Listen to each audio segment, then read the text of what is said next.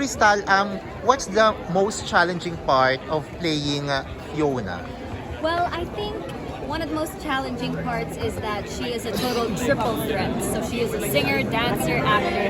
And I mean, she sings like crazy, she dances like crazy, and her acting is also always on point. So I think that's the most challenging part, but it's also very exciting. The lesson you've learned from playing Fiona? I think one of the most important lessons we can learn from her is that you should never be afraid to go for your dreams. I mean, she started out in the tower. She's always wanted to find true love, and she kept dreaming. She kept wishing. She never gave up. And eventually, she did find it. Did she find it where she expected it to be? No. But I think that's what made it so much more special. Thank you. Thank you, Krystal. Of course, Topper, congratulations. How did you accept the challenge of playing one of the most iconic animated feature characters, lalo na si Donkey ng Shrek? Kasi walang Shrek kung wala si Donkey. I mean, diba? Go! Yes, absolutely. When I got the role, it just made, I'm just coming from personal reasons, no? It made my family so happy because I don't get to do a lot of shows that are really geared towards families. I don't get to do shows that little kids get to come see. So, my pamangkins can come to watch the show, my little cousins.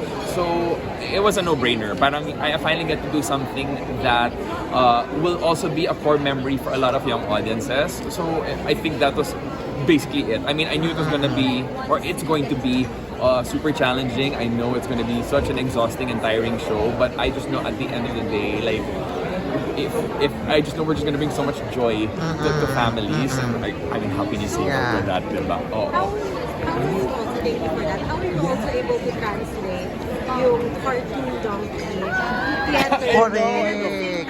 Sobrang distinct na donkey, but of course you want to have your own personality. Absolutely. Oh my God. I know that's the question, right? What I've been doing so far, I was very fortunate to have seen, I got to see it on Broadway with my family, the original cast, and I loved it. I'm such a huge fan of the movie. And then I got to see, of course, it come to life on stage, and I think that this is such a great adaptation of the movie. It really preserves yung feel ng movie. Correct, Gets niya on stage. And so I got to see that, and I also got to see how,